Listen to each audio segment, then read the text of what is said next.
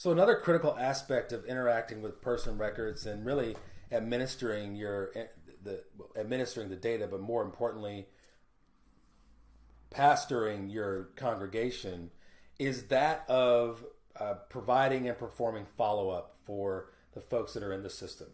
And so the follow-up feature is really a self-guided capability that you as a church have to be proactive with.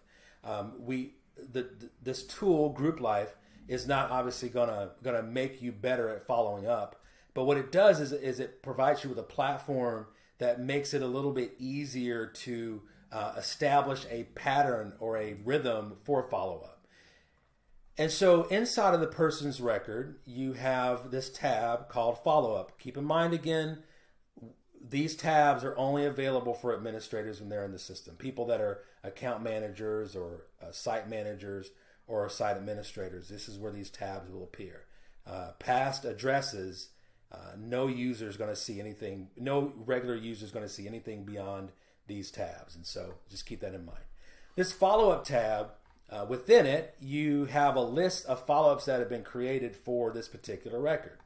And so I have the option to create a new follow-up and say there's a reason that I want to interact with this person. Maybe they just called and we've been dealing with some issues with them, or they've been dealing with some family issues. And so I'm going to type in here family issues. That's the subject of the follow-up. Now keep in mind, you don't have to put specific detail in here about what you're following up with them on. Again, this is just a way for you to facilitate the administration of your church and the administration of active, prayer-filled, responsible pastoral leadership. And so this is something that generally an administrator would do, but of course you can do it for yourself. I'm going to assign a person to be the follow-up person for this family issue. And I'll also indicate what group leaders can see the follow-up information that's being generated.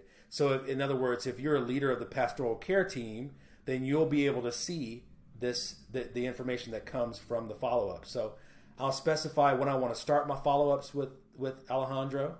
So I want to say start on the 15th of August. And I'll indicate the frequency. Say I'm going to be meeting with Alejandro daily. No, I'm going to be meeting with him weekly. And down here, I can specify how many, or when I'll end these weekly meetings, or how many times I want to conclude those meetings. So I can either do number of occurrences, or I can specify the date. So I'm going to go in here and say end date, and add that to, let's just say it's going to be the 27th. And then I want to save it.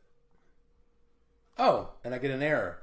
I get an error that tells me that the person that I selected is not in the group that I chose as the leaders that have to follow up. So that's important because the follow-up assignee has to also be in the group that you're choosing to be able to see the record. So I'm just going to go ahead and choose entire church because I believe that Emmaus Tester is in entire church. And then he is. And now we have a follow-up here with weekly meetings for Alejandro. And there was no follow-up done in the past.